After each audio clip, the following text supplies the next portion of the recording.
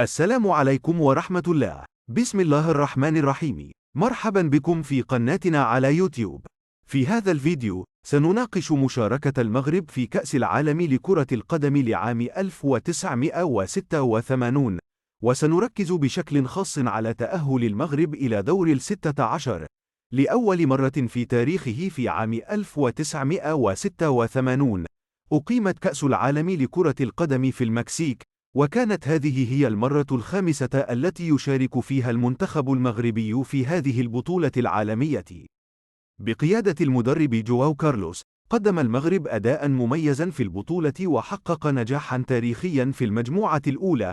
واجه المغرب منتخبات بولندا وانكلترا والبرتغال، وبالرغم من تواجده في مجموعة صعبة، استطاع المغرب تحقيق تعادل مثير مع بولندا بنتيجة 0-0، وفوز مفاجئ على المنتخب البرتغالي.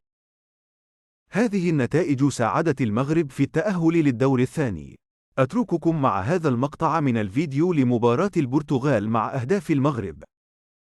Magalhães, Kairi, o remate com o pé esquerdo e o golo. 18 minutos, 1-0 para Marrocos. Portugal a facilitar neste primeiro golo da equipa africana. O segundo de Marrocos, 27 minutos da primeira parte. Kairi a surgir no segundo posto, outra vez à vontade, este cruzamento largo. Tudo fácil para o ataque africano, com Portugal a ver jogar. Kairi isolado com o pé esquerdo a rematar cruzado, sem hipóteses de defesa para Vítor Damas.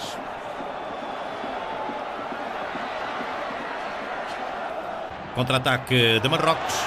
Cremó isolado, remate e o terceiro golo. وها هم نحو اللحظة التاريخية. في دور ال16 واجه المغرب منتخب ألمانيا الغربية، الذي كان يعتبر من الفرق المرشحة للفوز بالبطولة. وبالرغم من توقعات الجميع، قدم المنتخب المغربي أداءً استثنائياً وتمكن من تحقيق تأهله بعد الفوز بهدفين مقابل هدف واحد. هذا الفوز كان له تأثير كبير على الساحة الرياضية العالمية، حيث أصبح المغرب أول منتخب إفريقي يصل إلى دور ال16 في كأس العالم. كان هذا الإنجاز ذا أهمية كبيرة للمغرب وللقارة الإفريقية بأسرها. وهكذا يتجلى مشوار المغرب في كأس العالم لعام 1986 كأحد الأحداث الرياضية التاريخية التي لا تنسى. تمثل تلك الفترة الفارقة نقطة تحول في تاريخ كرة القدم المغربية وإفريقيا بشكل عام. من خلال مشاركة المغرب في كأس العالم لكرة القدم لعام 1986، كان لديهم تشكيلة قوية ومتميزة من اللاعبين. دعونا نلقي نظرة على بعض اللاعبين البارزين الذين شاركوا في هذه البطولة. عبد الحق بن شيخت، كابتن المنتخب. كان عبد الحق بن شيخت لاعبا مميزا في خط وسط الميدان. كان قائدا للفريق ومنسقا هاما في تنفيذ استراتيجيات الفريق. أحمد فانا، كان مدافعا قويا وعنصرا أساسيا في الدفاع عن مرمى المنتخب المغربي. مصطفى الحداوي، لاعب وسط متميز وصانع ألعاب مبدع، ساهم بشكل كبير في تنشيط الهجمات وتقديم تمريرات حاسمة. مصطفى مديح، مهاجم سريع ومهاري، سجل أهدافا مهمة خلال البطولة وساهم في تحقيق النجاح للمنتخب. أحمد مجاهد، حارس المرمى البارز الذي كان له دور كبير في حفاظ المغرب على نظافة شباكه خلال المباريات.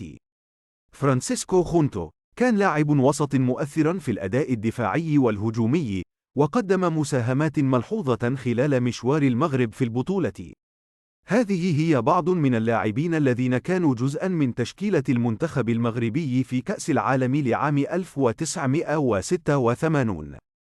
تمثل هؤلاء اللاعبين الشجعان عناصر محورية في تحقيق تأهل المغرب إلى دور ال16، وتركوا بصمة مميزة في تاريخ الكرة المغربية.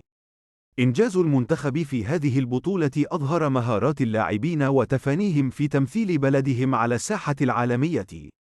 شكرا لمشاهدتكم، ونتطلع إلى تقديم المزيد من المحتوى الشيق في المستقبل. لا تنسوا الاشتراك في القناة وتفعيل زر الجرس ليصلكم كل جديد. ودمتم في أمان الله.